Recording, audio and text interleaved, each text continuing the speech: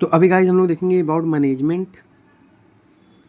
Management of angina, है ना, management of the angina.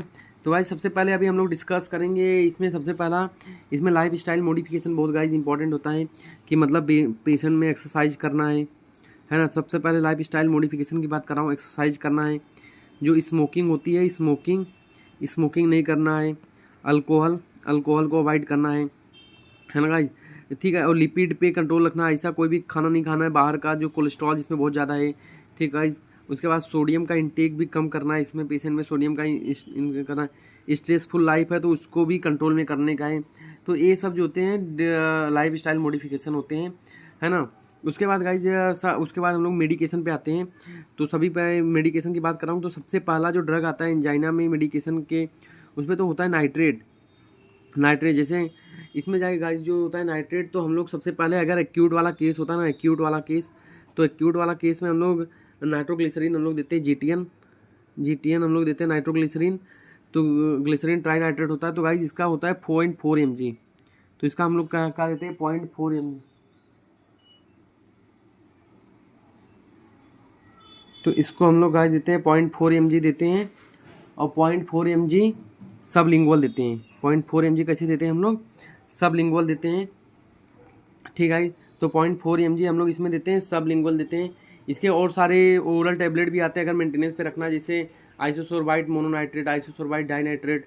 तो वो 20 to 30 mg TDS भी चलते हैं। इसके पैचेस भी आते हैं, ट्रांसडर्मल पैचेस। तो धीरे धीरे करके नाइट्रोग्लिसरीन वहाँ पे रिलीज करते हैं। तो ये एक्यूट वाला मैंने बता दिया गाइस। उसके बाद और दूसरे ड्रग की अभी नाइट्रेट करता क्या है ना गाइस, ये जो होता है ब्लड वेसल को डायलेट करता है। तो इसकी वजह से थोड़ा प्री लोड भी कम होता है और आफ्टर लोड भी कम होता है। प्री लोड मतलब हार्ट के पास जितना प्रेशर आ रहा होता है वो कम, हार्ट के पास जो ब्लड फ्लो आ रहा होता है वो कम उतना आता है, ठीक है। तो उसकी वजह से हार्ट जो है उसकी कॉन्ट्रेक्शन हार्ट अपना कम करता है, तो इश्मीया उसमें कम होता है। आफ्टर लोग मतलब जो हार्ट जब कॉन्टेक्ट करके रोटा के पास भेजता है तो वहाँ आगे की ब्लड वेसल डायलेट रहती है, तो हार्ट को कम कॉन्टेक्ट करना रहता है। तो उसकी वजह से मतलब उसका काम कम हो जाएगा, ठीक है। काम कम हो जाएगा तो यहाँ पे इश्मीया कम हो जाएगी। तो प्री लोड और आफ्टर लोड ये कम करता है नाइट्रेट, ठीक है। और ये कोरोनरी आर्टरी को भी डायलेट करता है। तो दिस इज़ वेरी इंपॉर्टेंट। तो एक्यूट केस में 0.4 mg। और इसका साइड इफेक्ट गाइज होता है ना हेडक, इसका मेन साइड इफेक्ट क्या होता है, हेडक होता है। तो यहाँ पे पेशेंट में हेडक लेके आता है, तो उसको हम लोग को बोलना है कि इसका साइड इफेक्ट है, धीरे धीरे करके अडेप्ट बंदा कर लेता है ना। उसके बाद गाइज या तो हम लोग पैरासीटामॉल भी दे सकते हैं इसमें, ज़्यादा सर दर्द कर रहा है तो। दूसरी ड्रग की बताऊँ तो बीटा ब्लॉकर होता है, बीटा ब्लॉकर। अब गाइस जो हम लोग को बीटा ब्लॉकर देना है ना, तो सिलेक्टिव बीटा 1 ब्लॉकर देखो, क्योंकि बीटा के जो बीटा होता है ना गाइस, बीटा के 2 रिसेप्टर होते हैं, बीटा 1 और बीटा 2। और मेनली हार्ट पे क्या होता है, हार्ट पे बीटा 1 होता है और बीटा 2 बहुत जगह होता है, जैसे लंग्स में भी बीटा होता है, बीटा 2 होता है। तो हम लोग को बीटा ब्लॉकर नॉर्मली नहीं देना, हम लोग को कौन सा देना है, सिलेक्टिव बीटा ब्लॉकर देना है।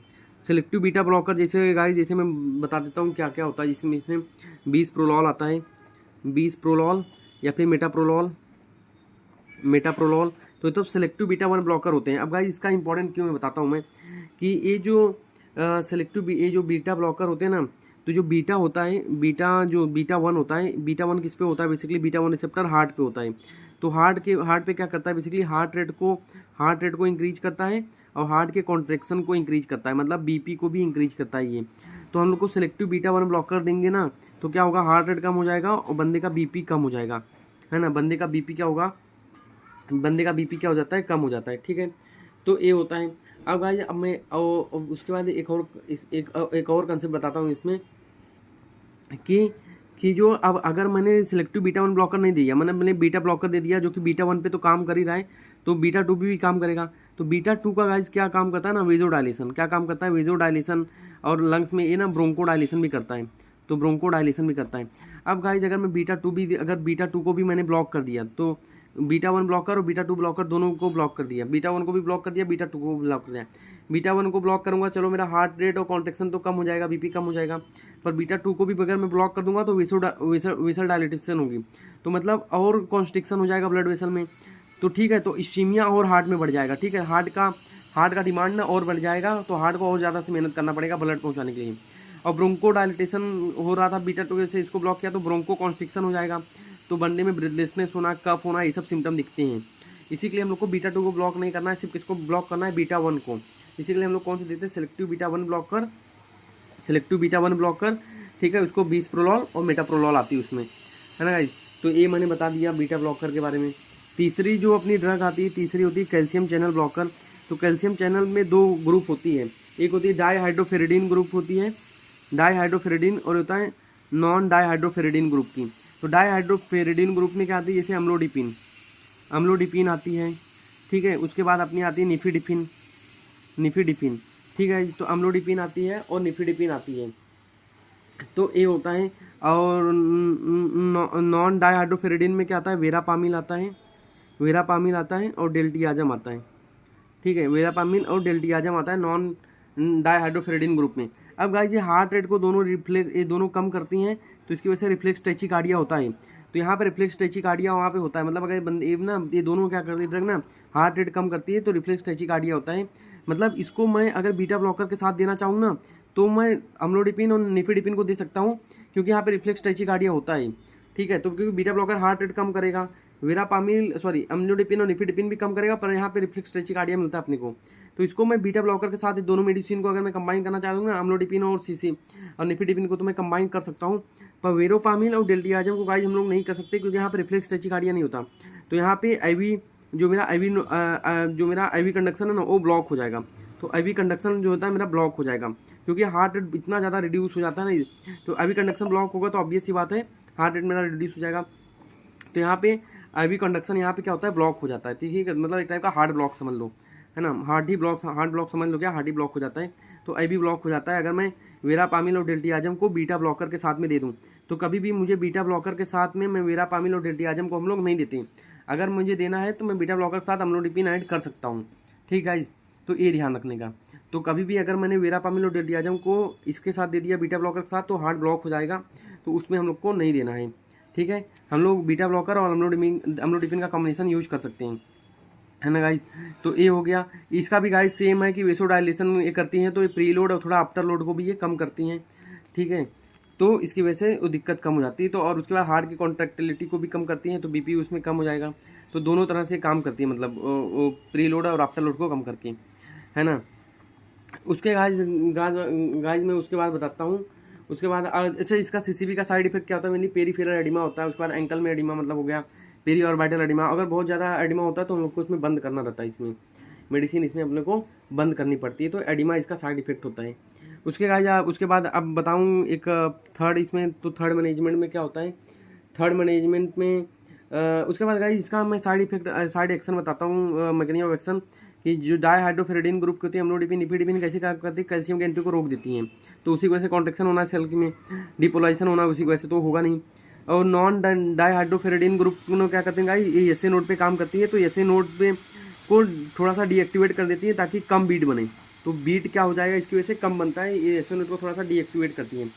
तो एक्ट ऑन एसए नोड और रिड्यूस द बीट, तो ये करती है अपना नॉन डाईहाइड्रोफेरिडीन ग्रुप जो होती है, ये वेरापामिल और डेल्टियाजम करती है। उसके बाद गाइज मैं थर्ड बता रहा हूँ परक्यूटेनियस इंटरवेंशन।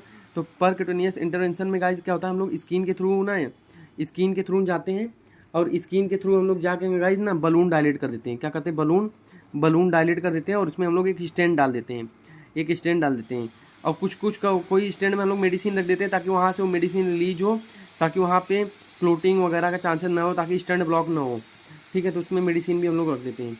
तो स्किन के थ्रू जाके हम लोग बलून डालते हैं, और अपने को रहा तो हम लोग स्टेंट भी डाल देते हैं। तो परक्यूटेनियस इंटरवेंशन होता है वो, ठीक है। तो और उसके बाद फोर्थ गाइज क्या हुआ, अगर सपोज इससे भी नहीं हुआ तो हम लोग CABG करते हैं, कोरोनरी आर्टरी बाईपास ग्राफ्ट। इसमें हम लोग गाइज क्या करते हैं, सपोज ये अपनी हार्ट है, तो कोई ये ब्लड वेसल है। अब ये सपोज ये ब्लड वेसल जो मेरी है, यहाँ पे ब्लड वेसल में यहाँ पे नैरोइंग हुई रखी है, तो इसको मैं यहाँ पे हटा दूंगा। यहाँ से इसको हटा के मैं क्या करूँगा, मैं यहाँ पे कोई नई ब्लड वेसल ला के यहाँ पे जोड़ दूंगा।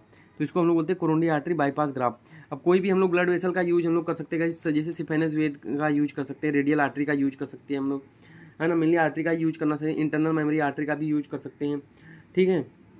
तो वो ला के वहाँ पे मैंने क्या करूँगा, यहाँ पे लगा दूंगा। तो भाई this is all about the management of the angina, ठीक है। तो ये about the management of the angina हो गया। उसके बाद मैं क्लास ऑफ एंजाइना बताना भूल गया था। तो क्लास ऑफ एंजाइना में गाइस बहुत 3-4 इसमें क्लास होते हैं। तो जैसे किसी को अगर सपोज हैवी एक्सरसाइज करने के बाद में पेन हो रहा है, चेस्ट पेन हो रहा है, तो क्लास 1 में आ गया। मॉडरेट एक्सरसाइज करने के बाद में पेन हो रहा है तो क्लास 2 में आ गया। माइल्ड एक्सरसाइज करने के बाद में पेन हो रहा है तो उसमें सॉरी ये क्लास 3 हो गया, ये क्लास 2 हो गया, ठीक है। सॉरी ये क्लास 1, ये क्लास 2, ये क्लास 3 हो गया। और अगर थोड़ा सा भी माइन्यूट एक्सरसाइज किया उसके बाद मतलब नॉर्मली अपने घर का हल्का फुल्का काम करा उसके बाद भी पेन हो रहा है तो क्लास 4 हो गया, ठीक है। मतलब सीवियर कंडीशन हो गई तो एक क्लास होता है एंजाइना का, ठीक है। तो guys this is all about the management of the angina.